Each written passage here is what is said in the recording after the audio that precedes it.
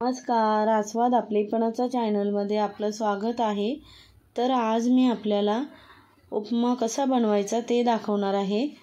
तर त्यासाठी आपण पहिलं बघूया साहित्य काय काय घेतले। तर इथे मी अर्धी वाटी जाडा रवा घेतलेला आहे।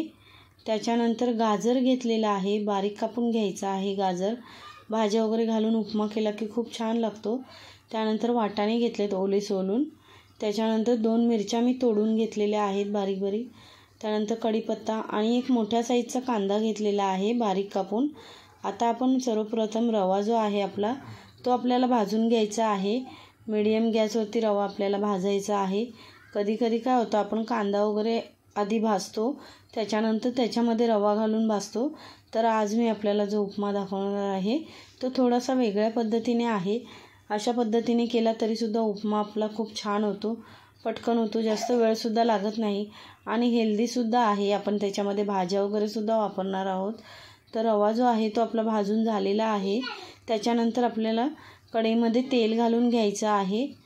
तेल घातल्यानंतर आपल्याला त्याच्यामध्ये थोडं तूप घालायचं आहे, 1 चमचा इतकं, म्हणजे त्याने आपल्या उपम्याला छान चवसुद्धा येते आणि आपला उपमा जो आहे तो एकदम सॉफ्ट होतो। त्यानंतर आपण त्याच्यामध्ये राई आणि जिरं घालून घेतलेलं आहे, ते मिक्स करून घ्यायचं आहे।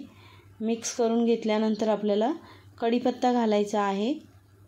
त्याच्यानंतर आपण जी मिरची घेतलेली आहे तोडून ती घालून घ्यायची आहे आणि मिरची जी आहे ना आपली ती थोडी फ्राय करून घ्यायची तेलामध्ये, म्हणजे ती उपम्याबरोबर खाताना खूप छान लागते ही मिरची। आणि जास्त तिखटसुद्धा नाही मी वापरले, बघा मी तिला थोडं फ्राय करून घेतलं आहे, सफेद रंग आला आहे तिला। त्यानंतर आपल्याला कांदा घालून घ्यायचा आहे। कांदासुद्धा आपल्याला चांगला गुलाबी होईपर्यंत मऊ असं करून घ्यायचा आहे। मी ज्या पद्धतीने उपमा दाखवते त्या पद्धतीने उपमा बनवला ना खरंच खूप टेस्टी लागतो आणि मुलांना टिफिनला वगैरे सुद्धा देऊ शकतो किंवा नाश्त्याला वगैरे सुद्धा। अशा प्रकारे भाज्या घालून वगैरे दिलं की मुलंसुद्धा आवडीने खातात। एरवी मुलं भाज्या खायला कंटाळा करतात। तर आता कांदा जो आहे तो सुद्धा आपला चांगला मऊ झालेला आहे। तर आता आपल्याला बाकीच्या ज्या भाज्या आहेत त्या घालून घ्यायच्या आहेत। तर इथे गाजर घेतले कट करून, तो घालून घ्यायचा आहे। त्याच्यानंतर आपले वाटाणेसुद्धा घालून घ्यायचे आहेत। मी उकडवून वगैरे काही घेतलेलं नाही आहे, आपण आता नंतर त्याला शिजवून घेणार आहोत। तर चांगलं वाटाणे आणि गाजर आहेत ते सुद्धा मिक्स करून घेतलं आहे। त्यानंतर चवीनुसार मीठ घालून घ्यायचं आहे। त्याच्यानंतर आपल्याला थोडी साखर घालायची आहे, त्याने छान अशी आपल्या उपम्याला गोडसर अशी चव येते। तर आपल्याला आता पुन्हा एकदा साखर आणि मीठ चांगलं मिक्स करून घ्यायचं आहे। मीठ आधी घातलं की आपल्या वाटाण्याचा जो कलर आहे हिरवा तो तसाच राहतो, बदलत नाही आणि छान दिसतात दिसायला। मिक्स करून घेतलेला आहे। त्याच्यानंतर आपल्याला आता 1 ग्लास पाणी घालायचं आहे, कारण आपण अर्धी वाटी रवा घेतलेला आहे। तर आपल्याला त्यासाठी 1 ग्लास इतकं पाणी लागणार आहे। तर इथे मी 1 ग्लास पाणी भरून घेतलेलं आहे, ते त्याच्यामध्ये घालून घ्यायचं आहे। आपल्याला हवी असेल तर आपण हळदसुद्धा वापरू शकतो उपम्यामध्ये, पण इथे मी सफेद उपमा दाखवला आहे त्यामुळे हळद वापरली नाही आहे। चांगलं मिक्स करून घ्यायचं आहे आणि झाकण ठेवायचं आहे। झाकण ठेवून आपल्याला मीडियम गॅसवरती आपले वाटाणे आणि जे गाजर आहे ते शिजवून घ्यायचं आहे। आणि म्हणजे आपल्या फोडणी चांगली उकळी काढून घेतलेली आहे 2 मिनटं गॅस मीडियम ठेवून। आणि आता आपण चेक करून बघूयात, वाटाणासुद्धा आपला चांगला शिजला गेलेला आहे, फोडणी आपली चांगली तयार झालेली आहे ती। त्यानंतर आपल्याला आता रवा घालायचा आहे त्याच्यामध्ये। तर रवा घालताना आहे ना गॅस स्लो ठेवायचा आणि थोडा थोडा रवा घालत आहे ना आपल्याला मिक्स करायचा आहे, म्हणजे व्यवस्थित रवा जो आहे तो आपल्या फोडणीमध्ये मिक्स होतो। अजिबात कुठेही गुठळ्या राहत नाही। आपण जर एकदम घातला ना की त्याच्यामध्ये गुठळ्या राहतात, तर आपण अशा प्रकारे थोडा थोडा रवा घातला ना की संपूर्ण आपल्या फोडणीमध्ये चांगला मिक्स होतो। तर मी अशा पद्धतीने थोडा थोडा रवा घालून घेतलेला आहे आणि चांगला मिक्स करत जायचं आहे। एका हाताने घालायचं, एका हाताने मिक्स करायचा। तर बघा अजिबात आपल्या रव्यामध्ये कुठे गुठळी वगैरे नाही आहे, चांगलं मिक्स करून घेतलेलं आहे मी त्याला।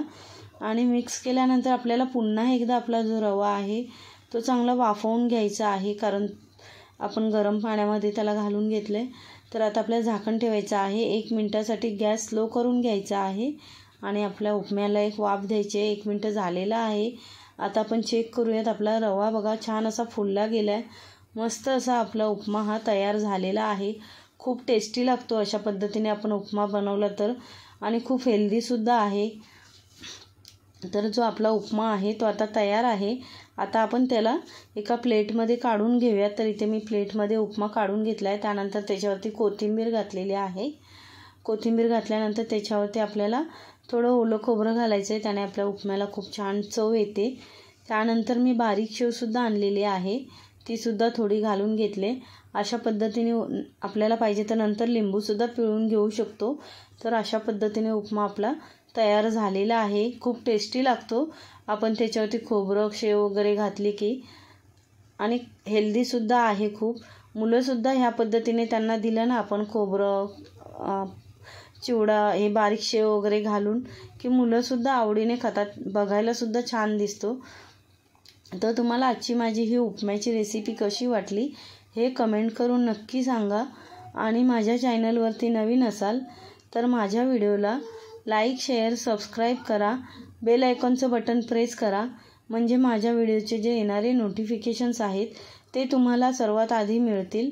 आणि माझा व्हिडिओ पूर्ण बघितल्याबद्दल धन्यवाद।